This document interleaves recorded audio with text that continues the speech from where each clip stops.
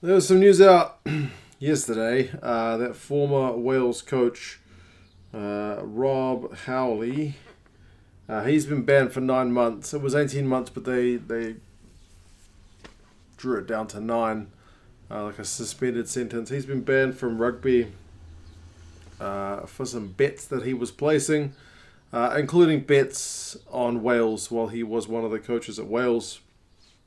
So, yeah, definitely not a good look. What did it say? He had 363 bets covering a total of 1,163 rugby matches. Damn, that must be a lot of multi bets if it's covering that many games. And yeah, some involving Wales, including like try scoring bets where you can be without a shadow of a doubt that he would have had inside information as to who was likely to score based off certain set pieces and whatnot. So I thought we'll talk a little bit about sports betting today. It's not something I am hugely into. I dabble in the odd bet every now and again, and I am curious to see how you guys feel about betting, because I know one of my best mates in Australia, who's an avid rugby man, he can't stand anything to do with betting companies and rugby. He hates any connection between the two. He despises all the betting companies as basically just trying to take money from punters. So yeah, I know there's a fair few people that feel that way, and some people are pretty keen on it and make a few bucks, and I'm sure lose a few bucks as well.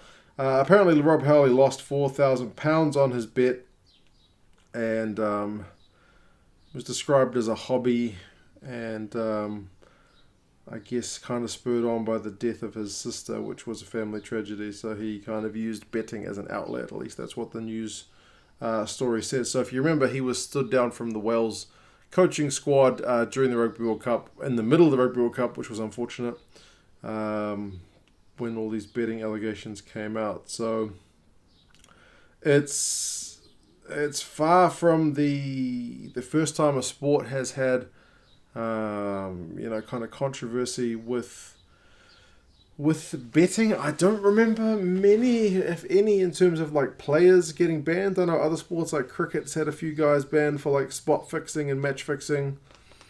Football, I feel like there's been a few, especially lower leagues where the guys aren't getting paid as much. But rugby, I mean, correct me for times when that's happened, but I don't recall many times, if any, where that's happened. I think Maro Toje's agent was like done for betting, but yeah, again using the whole inside information thing, which he denied. But yeah, I don't really recall anything else. But I'll talk a little bit about personal opinions on sports betting, some of the good things about it, bad things about it, and yeah, a couple other points as well.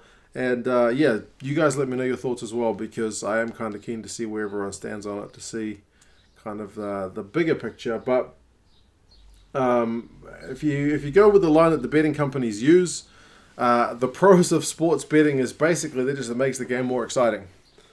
And I honestly think that's true. If you put, for me, it's like always only a handful of dollars. If you put any money on a game which you didn't care about before, suddenly that becomes a little bit more interesting because you want that team to win. It's just kind of simple as that. When I first opened an account to do a bit of the old sports betting, I found myself betting on all kinds of stupid things because it was new and fun, and I was like watching tennis, like not even like Grand Slam tennis, just like two guys at some ATP Open, which I'd never really paid attention to before, and I was watching it on the edge of my seat because I really wanted the guy I bet on to win.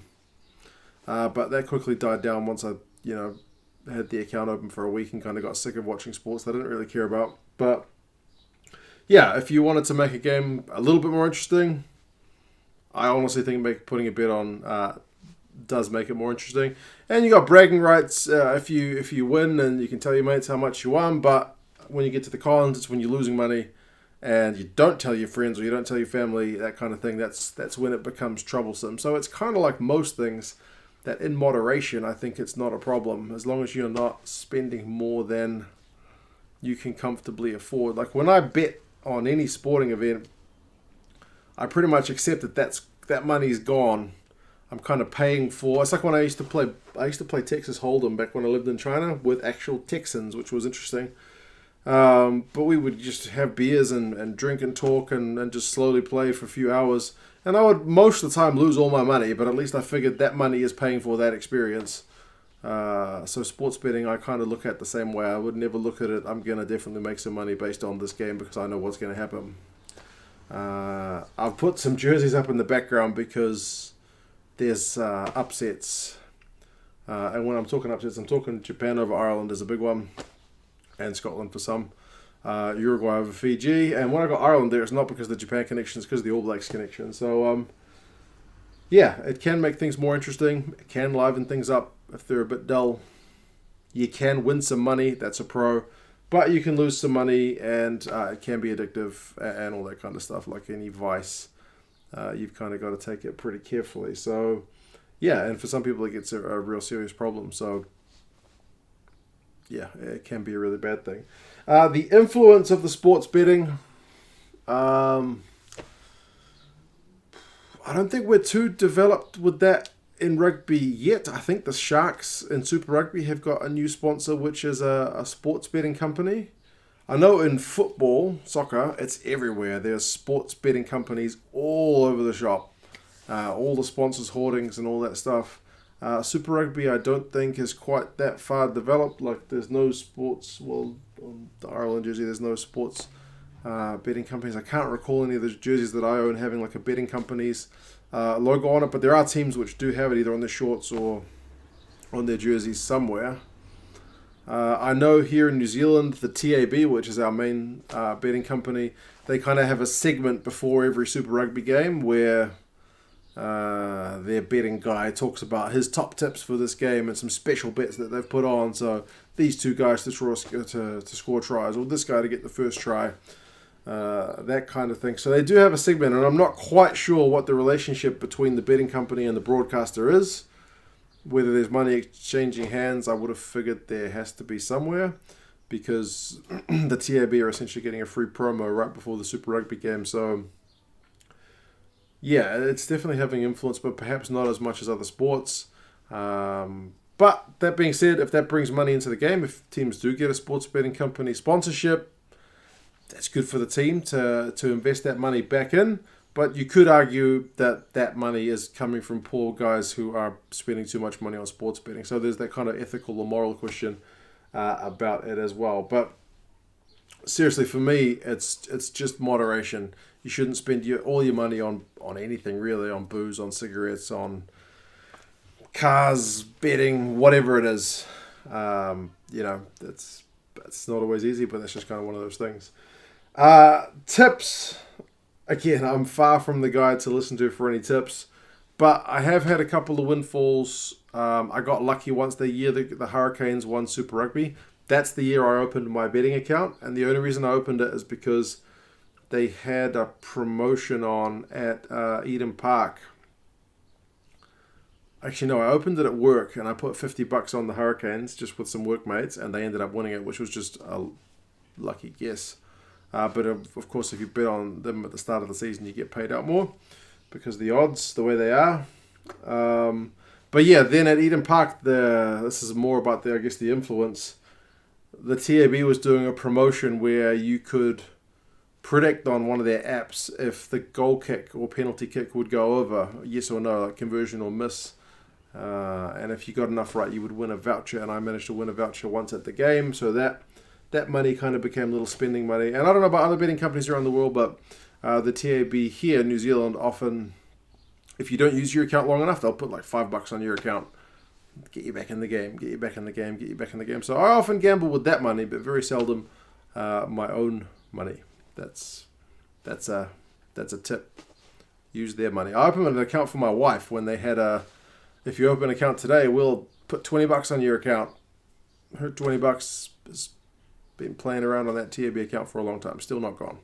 So, yeah, but in terms of tips of betting on rugby, like I said, I'm probably not the guy to ask. I tend to look at the odds when they first come out during the week. Like if the Super Rugby games are on Friday, Saturday, Sunday, I look at the odds on Monday because often the odds shift throughout the week.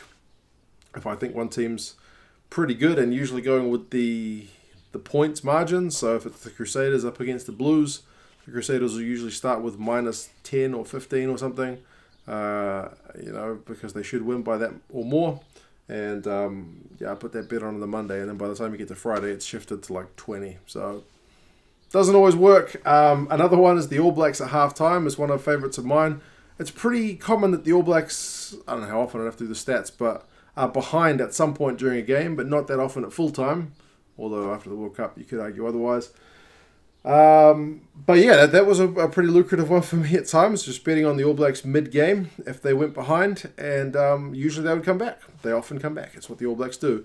But when they played these guys in Chicago, I can't remember how much I lost that day, like $20, which for me was like a horrendous fortune. $20 on Ireland, because I just thought the All Blacks would come back, and they didn't. So don't spend all your money on gambling. Use the TAB's money or whatever your betting company is. Would definitely be the main tip from me. Go with points margins instead of results. They usually pay a bit better, and they're a bit easier to predict, but there's always upsets, so nothing is a sure thing. So biggest windfall I've ever had is putting $50 on the Hurricanes at the start of the season. I think I made a couple $100. Small fries. I really don't bet a whole hell of a lot. I'm not in a position to do that. But you guys let me know your thoughts on the betting companies. What do you think about Rob Howley's 9-month ban? Do you think he gets back into rugby, or do you think he's done? Do you think betting companies have too much influence over rugby generally? Would you be like my mate and kind of want to see them keep far away? Or are you happy to kind of get that money injected to the game? And you personally, do you bet? Do you win more than you lose? The betting companies generally turn a pretty good profit for a reason, so they're taking money off some of us. But cheers guys, and I'll talk to you soon. See you later.